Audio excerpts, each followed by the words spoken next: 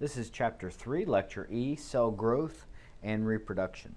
The cell cycle is a very important series of changes that goes on all throughout the lifespan of the cell. And you can see it in this next diagram here. It's shown in this pie chart that we have. And you can see in the green area the large majority of the cell cycle is interphase. And interphase is thought of as the stage between cell division. So if we look at the word inter, it kind of looks like intermission almost.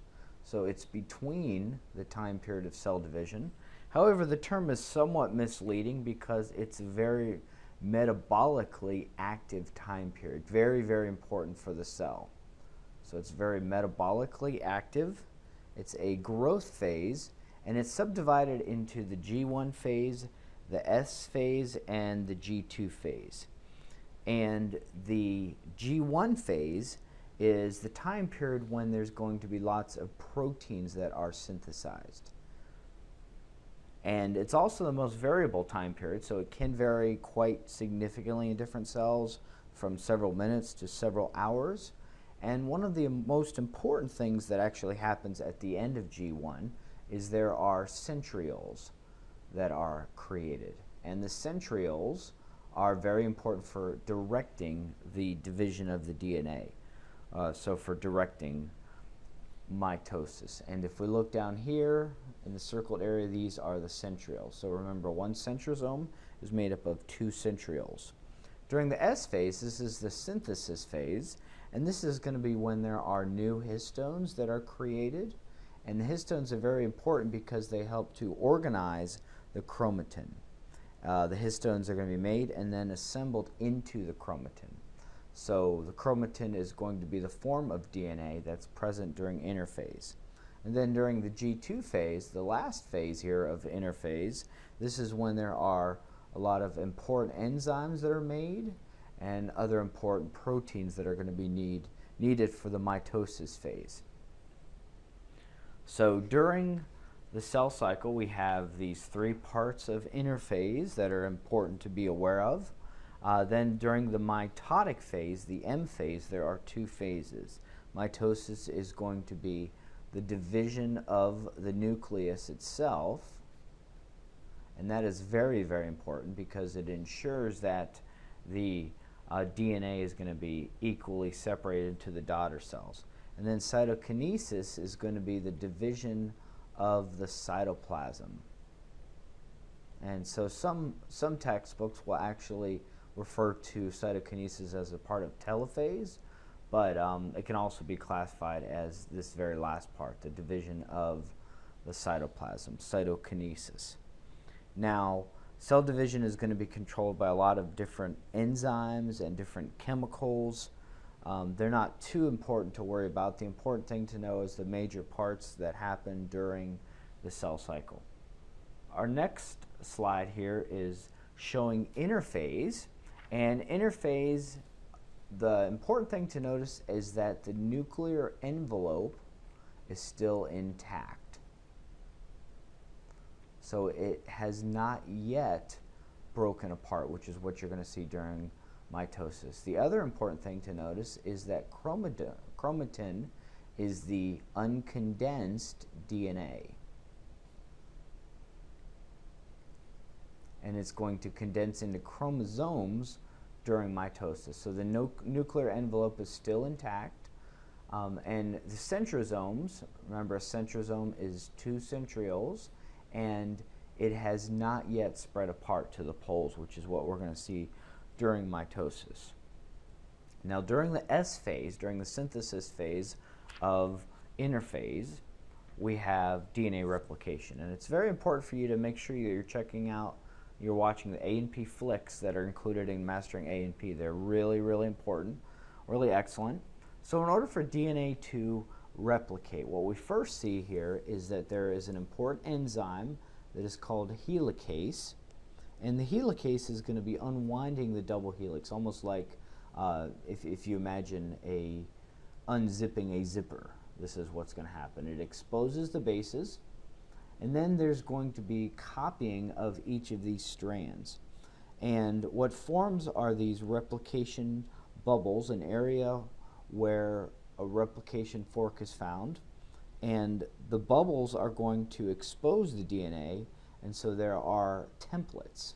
We see a template strand right here, and the complementary nucleotides are then going to be added by a special enzyme here.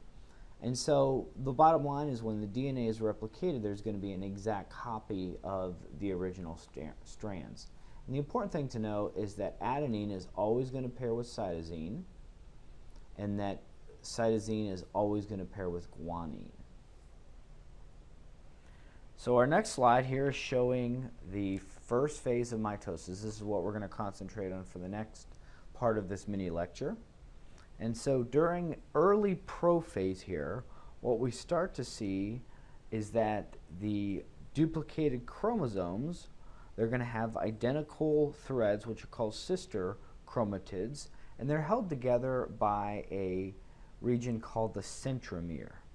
And the centromere is going to be where the sister chromatids are going to later separate. But the big important characteristics of early prophase are that the nuclear envelope, which you see here, starts to disappear.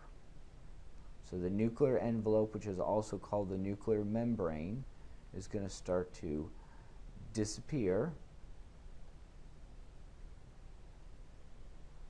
And also the mitotic spindle is going to start to form.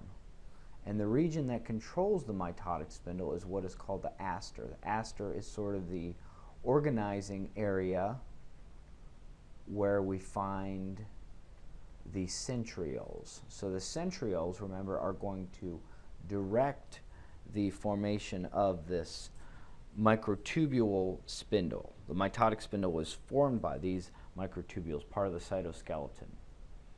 In late prophase, we see the final disappearance of the nuclear envelope, so there's very little that's going to be left over of the nuclear envelope.